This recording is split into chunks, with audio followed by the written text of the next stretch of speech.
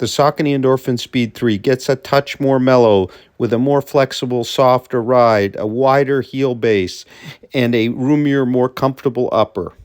Hi everybody, Sam from Road Trail Run here. We're back in New Hampshire at the Seacoast, and today we're going to do an A-B run for the Endorphin Speed 3, releasing in August, $160 from Saucony. And I'm going to compare it to version 2 here on the run, as I like to do. But the Endorphin Speed has been a super popular shoe since the very first edition a couple years ago. Why? Because it has, as now, a Power Run PB, which is a midsole, which is an expanded bead PBA foam, and a nylon plate with the speed roll. So compared to our version 2, we weigh exactly the same in my US 8.5, 7.76 ounces, 220 grams in the US 8.5. So that is pretty darn light because we have a 36 heel, 28 millimeter forefoot stack, which remains also unchanged. So there are some changes, though, of significance here we're going to discuss. First, the nylon plate, and you can see the black here, is the S-shaped nylon plate is now has wings for a bit of support at midfoot, and it has a different, I think, wider kind of shape, yet the shoe didn't gain any weight at all. And how did Saucony save the weight? Well, we have a very nice engineered mesh upper here, single layer. It's a little hard to see, but you can see right through it. We have a thin gusseted tongue, an EVA sock liner. And in version 2, we had a kind of little bit more padded tongue. We still had the gusset and a kind of a plasticky outer feel to the mesh here, whereas here it's a very soft mesh. I've tried them on. I'm going to tell you how they actually fit from the run, but they are definitely true to size, and I think a little broader in the toe box, a little less pointy than before, and a little higher, but the hold so far seems really good. Our Marcel Krebs in Germany had an early pair, and he has his English single review up. We're going to do multi-tester written. He had some concerns about this rigid plastic piece at the top with some irritation. I'll see how it goes. It is somewhat different than what we had here. We had a more pliable kind of top. There was no rigid thing up at the top as we have here. You can see that is pretty rigid. There are some other really important changes here that before the run I want to highlight. Let's take a look at the outsole and the platform. One of the knocks of the Speed has been that it's a little bit unstable at the heel, and you can clearly see the heel now is wider. The base is wider on the ground, and I think that's going to really help our stability here, and kind of along with the winged plate you see there, and also on the medial side. What's kind of interesting is it's kind of almost smaller, exposed anyway, on the medial side than on the lateral side. So there are also changes as we look underneath to the outsole. There's somewhat less rubber coverage. That may be how Saucony was able to keep the weight exactly the same on a wider platform, along with, I think, what is a lighter upper. Another thing to note, on the medial side down there, you see that wide platform of just exposed foam, whereas before we had a strip. That's this strip of outsole rubber. That's kind of similar to what we have in the Tempest, and we have a video of the Tempest up now too. Kind of provides a pleasant, wide kind of platform of support that isn't overly firm.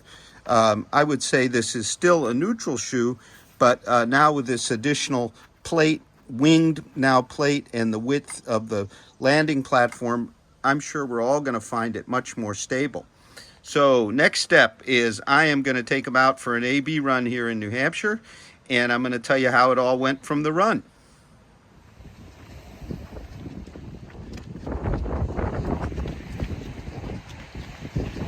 Let's talk fit a few miles in here. Both are true to size, no question, but there is clearly more room in the Speed 3 than in the Speed 2.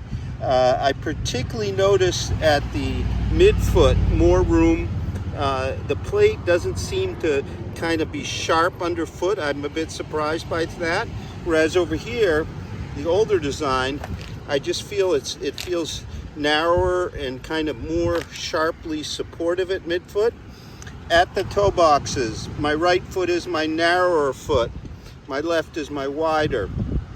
I have a pretty snug fit over here on the white one, the number 2. And on my wider foot, a more relaxed but totally secure fit as well. One thing I really noticed is I said the tongue was more padded. Yes, it is in the 2 up top, but down below it's a leatherette. Whereas they switch things around here in the 3 with the leatherette on top and mesh below with softer, a little bit stretchier laces. Much nicer kind of feel over the top of the foot in the 3. I'm keeping a close eye on the heel counter that bothered Marcel. So far I'm not feeling anything yet.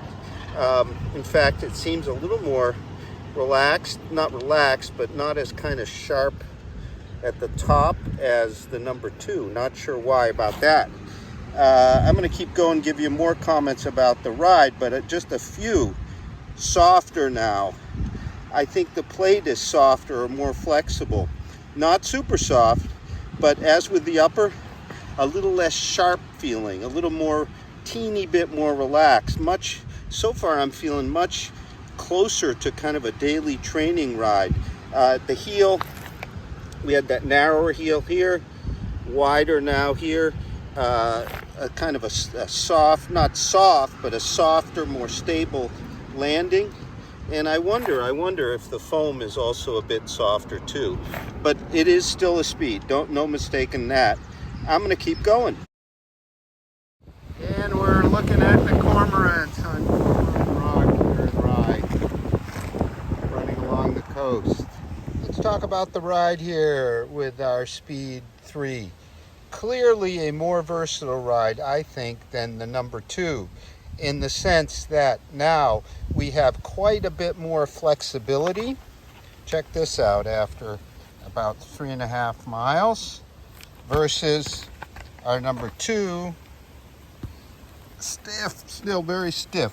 So what Saucony's done here, I think, is somehow it's probably a combination of the plate, the new geometry, the S shape. It feels kind of broader across the whole forefoot. The changes in the outsoles may be playing a role here, with less coverage now, and longitudinal grooves providing that, helping with the flexibility. So it is a softer ride, not super soft. It's still a Speed, but I noticed particularly less kind of pressure at the ball of the foot, which from the stiffness in the plate. I feel it quite a bit in the Speed 2, none whatsoever here. I think the famous speed roll is also a little less. The famous speed roll is a little less aggressive in kind of snappiness. Not quite as snappy in the 3 as the 2, but a smoother, longer flow. And when we're talking about versatility, what I mean there is I wouldn't have considered really daily training in the Speed 2 because of the kind of the harshness and stiffness of the plate. Nothing wrong with it for a lot of runs. Whereas now I think Saucony's extended the range of this shoe. I'd have no hesitation training every day in it. And at 8 ounces, with a 36-28 stack height, this is a lot of shoe for not much weight. So it's become a much more versatile shoe, I think. It's softer feeling, not a lot, but softer feeling. That broader heel, broader platform, I can really feel that in action as I run, as a kind of more stable, Not again, the sharpness word. This feels kind of sharp on heel landing. Here it feels stable. There's more rebound, I think, too. It feels like there's more rebound from the foam. I don't know if it's softer. It feels a bit softer. The PB feels a bit softer. So it's just a really pleasant, fast ride, 8 ounces. Maybe not quite the speedster this used to be, but I think overall, I think for me, probably a better value. Now, we talked a bit on the run about the tongues. I want to show you that again, what they did there, because that's also notable. And the fit. You can see we have a soft mesh here. Here it's more plasticky, a bit thicker maybe. I think the toe box height in the 3 is higher. It is clearly broader, as I said before, through here compared to the 2 with a less pointy toe box. The tongue, you can see now, is a mesh with a thinner part up top, whereas before we had the somewhat thicker up here and sort of a leatherette below. So the laces here are a little bit kind of stiffer, more rigid, not quite as soft. This is a better fitting upper, I think, for most people. And I think those that maybe struggled a bit in the 2 with the narrowness will be happy here.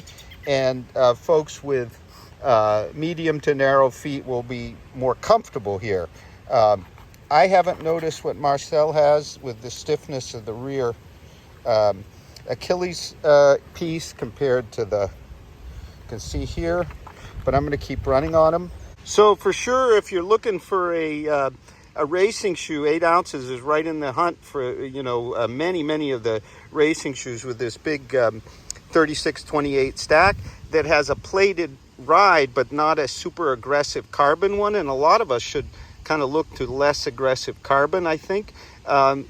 It's a great option in that sense. So if you want kind of and I won't call the Speed a mellow shoe, but a more mellow racer with a more forgiving kind of ride, say compared to the Endorphin Pro or even the Vaporfly, this is one to really look at because of that flexibility of the nylon plate I showed you, the softness of the foam, and also the room and comfort of the upper.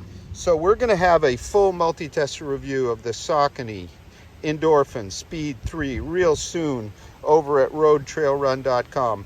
I think Saucony is, again, they're doing so good this year, so well, has a great update here to what it is a up-tempo shoe for sure still, with a bit more mellow forefoot, a softer and more stable heel. This famous plate through here, it actually, I think, kind of levels things out better than the more angular approach here. No wing. Here we have the wing. So very carefully designed plate, nice wide kind of impulse off the front, but a bit softer, a bit more mellow than over here. So a really fine update so far. I'm going to run them some more, and we'll talk to you soon. Have a great run. The Saucony Endorphin Speed 3, $160, and it's coming out in August of 2022. Thank you very much for watching Road Trail Run.